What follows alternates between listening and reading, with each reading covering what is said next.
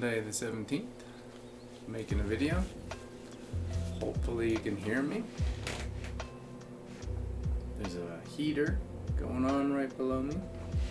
Hopefully that's not the only thing you can hear. My cat's here with me.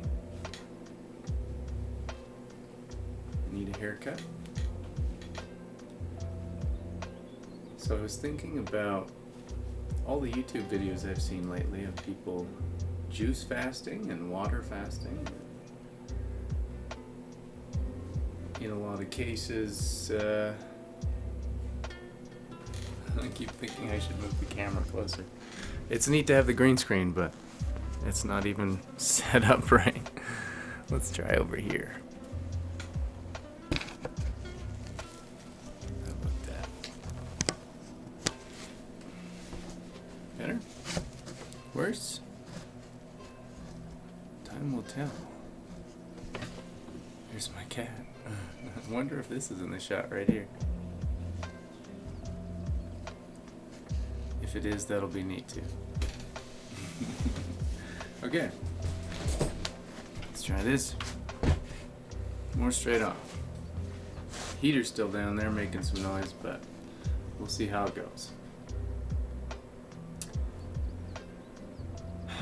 So I've been watching a lot of YouTubers lately, and although they're not necessarily 100% knowledgeable, in general, when you add up a lot of videos together, and they all say the same thing, then you can sort of judge that it's a little bit safer or better, and some of them are really truthful.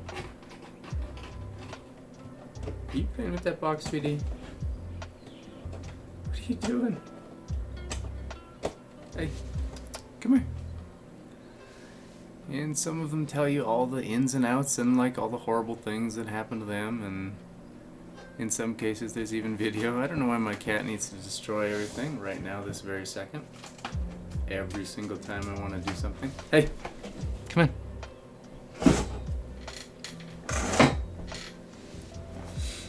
on. Anyway, I feel, in all honesty, like I'm dying a little bit faster every day. And so something has to happen, right? It's not just that I'm dying at the same rate that everybody else is. I feel like I'm extra sick. So I've been to the doctor quite a few times, and Fuzz, sorry about that. My cat running past me.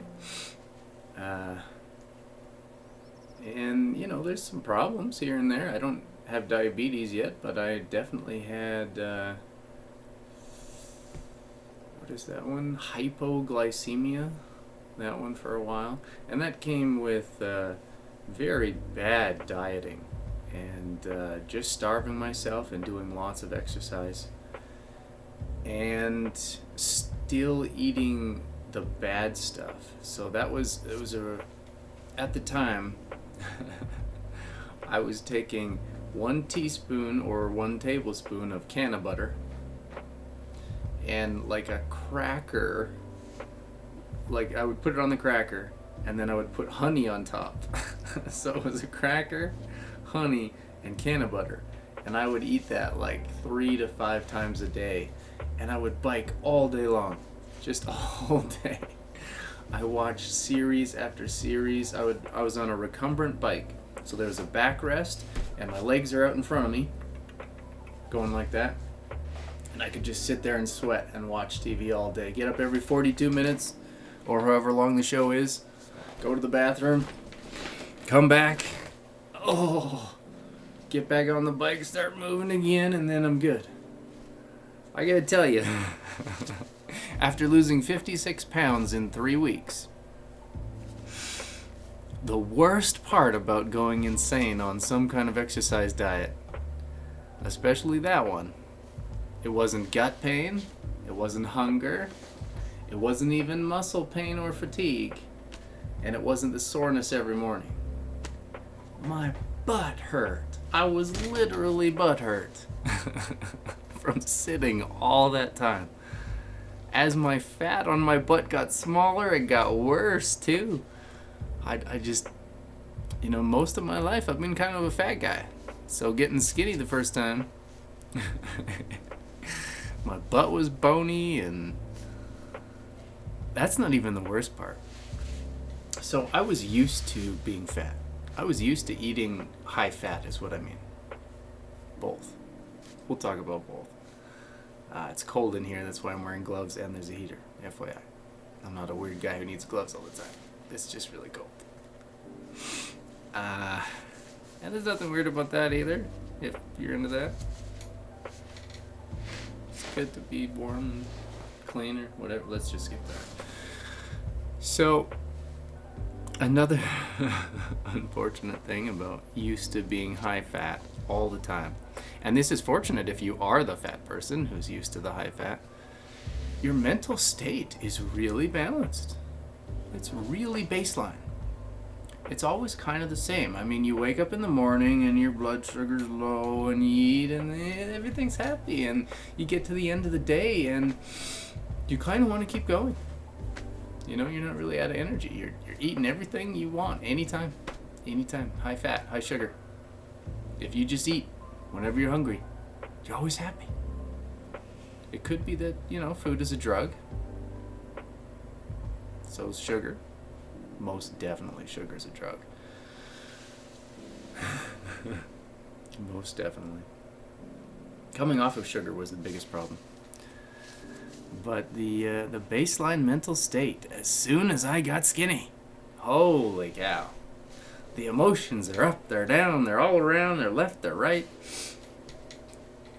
It was like, are you serious? The penalty for being skinny is being an emotional wreck? You're crazy at that point? Well, I know a lot of crazy people then. Especially in Hollywood. A lot of skinny people in Hollywood. They just don't eat. It's easier. Yeah. And so to make that change, kind of a big deal. All that weight loss kind of hurt me. A little bit too much, a little bit too quick. I understand some people are trying to do water fasts for more than 4 days, 8 days, 21 days. One guy claimed he was on month 6 of water fasting and he'd lost 100 pounds and he's still like almost 300. I mean, I've never had a medical situation where I was 400 or more. Wonder what the most I ever was. I remember after 275, I stopped looking at the scale. Because anything over that, and it's kind of like, you know, I'm not really doing the weight loss thing. I'm eating whatever I want all the time. I'm not really caring about health. I mean, it's almost like a smoker, to be honest. When you eat whatever you want, anytime. Hi, sweetie. Look, when you eat whatever you want anytime, it's just as unhealthy as smoking. Let me tell you. And it's the same comfort, it's the same drug, it's the same... You just feel the same. But over time, what happened to me was Candida started to eat away at me, and that's yeast. It's a type of yeast. Or fungal infection, I guess. Fungal? Is it fungus? Yeast? Yeah. Don't care. And so I got so unhealthy that being a fat guy just wasn't going to work anymore. She's waiting so patiently to play. And so something had to be done. Also, you know, from a mental, physical, spiritual point of view, loneliness can really only take its toll for so long before you're willing to accept some kind of something. And at least in my case, you know, I wondered, what kind of woman would I... What are you doing? What kind of woman would I want to marry? What kind of woman could I marry? Would there be any woman that would want to marry me? You know what I mean? Stop. Hey.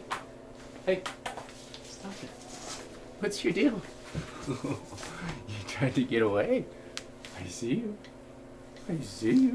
Hey. And then I got a cat.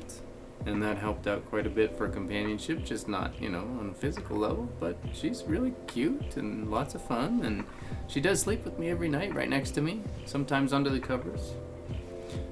A dog would be amazing as well, but in terms of the future, there's no, there is, but there shouldn't be such a thing as alone forever.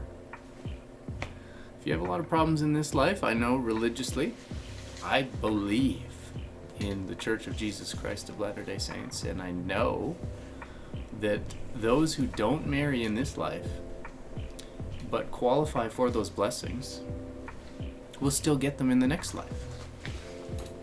Just get some water. And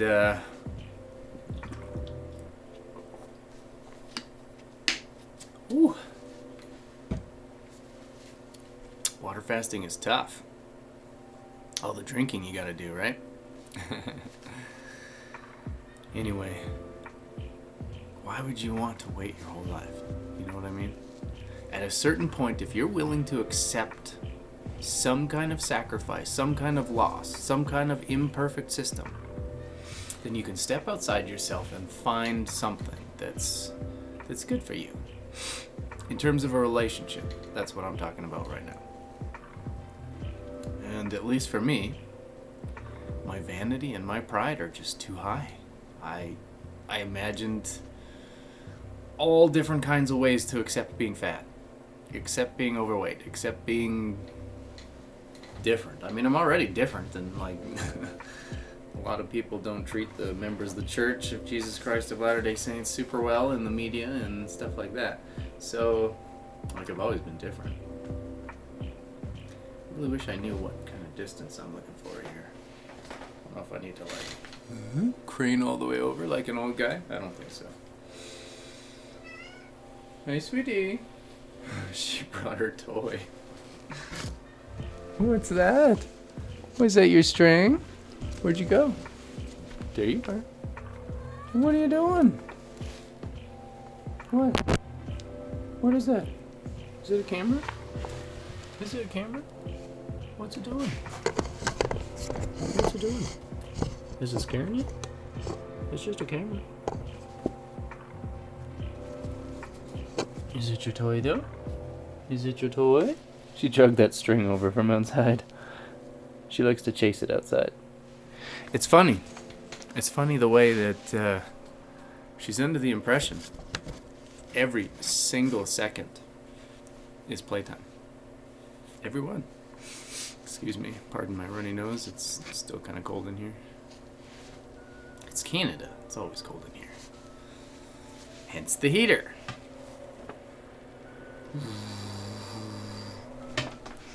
Which again is super, I don't know if ironic is the right word, maybe lazy, maybe hypocritical. I've got a wood burning stove over there I just have to put together.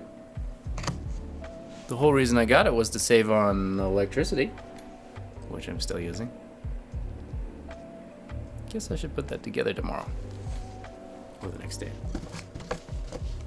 End of the week. The latest. I digress. Yet again. Stretch every day. Stretching every day is important. But going back to weight loss, let me tell you, I couldn't see myself with somebody being fat. How could I accept that?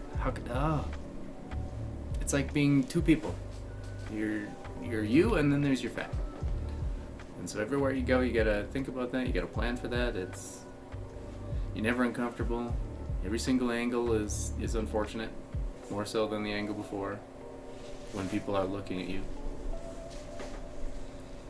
And the real sad thing is, probably most of them didn't care. It's just me. It's all in my head. My vanity stopped me from taking part. There's an interesting video. Maybe I'll link it right here. It has to do with a guy who went on a cruise, and he saved up for this cruise. And he pinched pennies. and he budgeted and he found the cheapest place, the best possible deal, and he goes on this cruise. And he actually packed his own food because he was budgeting the whole trip. He wanted to see all these different places, which was really cool, really smart, frugal, and whatnot. And he goes, and he sees all these places. He eats food right there in his cabin. He takes pictures right from his cabin. He doesn't even leave the cabin. He doesn't, he didn't pay for anything else anyways, so what's the point? At the end of the trip, he's a happy guy, He's happier. He did this trip. He did this thing. And it was nice. And when the steward is asking him if he can take his bag, the guy says, no, I only bought the small ticket. And the steward's not sure about that. And he asked, did you enjoy your trip? Did you try out all the dancing and the functions and the meeting the people and all the stuff? And he says again, I didn't pay for that. And the steward who's helping him is like, all that was included. You already paid for that. And the guy was just like, he thought he was happy, but he could have had so much more. And so that's what makes me think the exact same thing, especially in this kind of conversation, is that I've missed so much because A, I wasn't willing to go to the effort. B, I thought, it would cost things that I wasn't willing to give, like an uncomfortable feeling of vanity. And so I missed out on what could have been a lot better for the last 38 years. Not leaving the cabin, so to speak. I mean, I leave the house all the time, but there's certain thresholds, right? We call them comfort zones. And some people are simply not willing, and myself, of course, included for a long time, just not willing to leave their comfort zone. Whatever's in the comfort zone, that's what you like. Whatever's outside, you don't do that. You don't. It's not that it's just for some people. It's a windy day, doors closing in the background. It's that you just don't do those things. I mean, there's some people on TV who do those things. And there's some every 2 seconds now, the door. What's your name? We'll open it wider.